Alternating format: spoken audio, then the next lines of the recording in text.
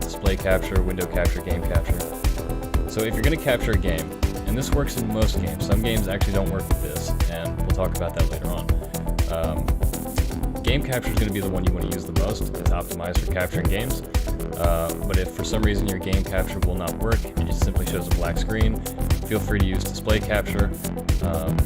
Window capture and game capture work very similarly, so you might not have luck with that one as well. So one of these two should work for you though. So we're going to go ahead and choose game capture and hit add source. Let's go ahead and name it.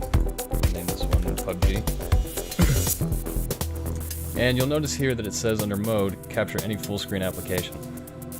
This works, and it works well, but I like to make different sources for different games, just in case there's any weird glitch or there's another full screen application that shows up as well. It will override this, and we don't want that, so I use a capture specific window, and then I just pick the game that I want to show. And the default settings should be fine, and you can just go ahead and hit done, and there you go. So now you've got your game capture in, and step one is done. Now, once you've got your source added, you've got a couple of options. If you're doing an overlay that's kind of the kind where the window is real small for the game,